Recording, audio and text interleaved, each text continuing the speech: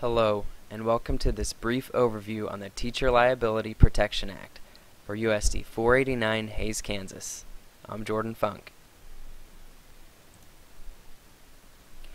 The Teacher Liability Protection Act ensures that teachers and other school staff can take reasonable actions to maintain order and discipline in the classroom without the fear of facing a lawsuit by providing them immunity. This Protection Act came about because in the late 90s and around 2000 there were so many frivolous lawsuits happening against teachers that it disrupted the learning process. Teachers had to attend several days of in-services on behavior and had to manage their classrooms, and when even the slightest incident occurred, teachers had to fill out page after page of paperwork regarding the incident. And finally, our lawmakers saw this and decided this has interrupted the learning process. Teachers aren't handling their classrooms the best way they should be anymore, so they finally decided to do something about it, and that's where this act came about.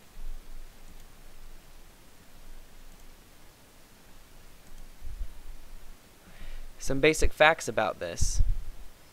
It's also known as the Paul D. Coverdell Teacher Protection Act of 2001 when it was initially introduced, and it took effect in April of 2002 when it was officially passed by our Congress.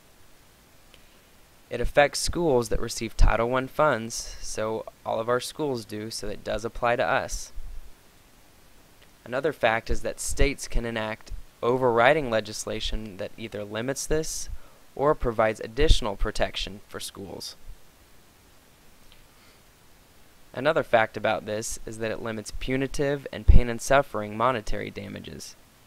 So even if your school ran into one of those rare cases where the teacher was really negligent and somebody got hurt and was found to be responsible, the teacher might receive disciplinary action, but the family would probably not receive any money as a result of that lawsuit. So now you might be thinking, who does this law actually protect? It does protect teachers, other instructors, administrators, and both professional and non-professional staff that are responsible for maintaining safety and discipline. This could include lunchroom supervisors, recess aides, anyone like that. And it also protects school board members, not as a group, but as individuals.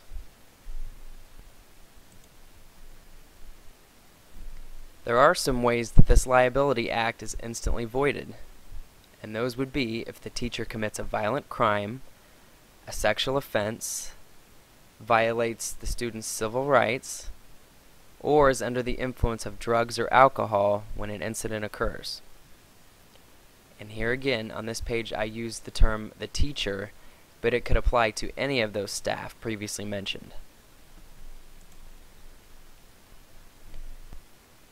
One of the only other ways that the Teacher Liability Protection Act would not protect a teacher is if that teacher is found to be negligent.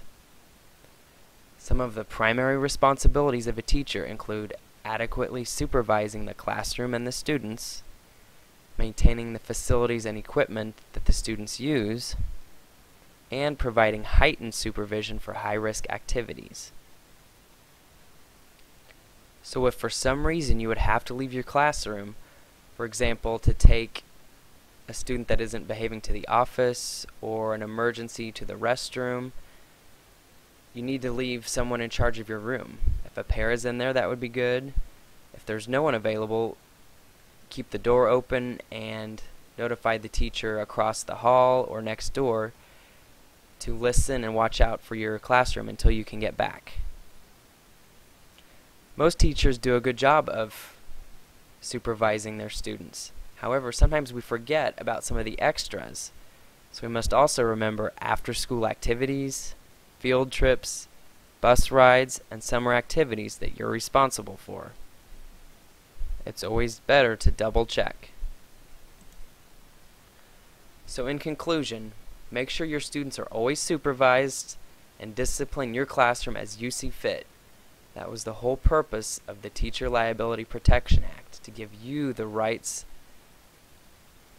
to maintain order in your classroom, because as the teacher, you're going to know what works best for your students.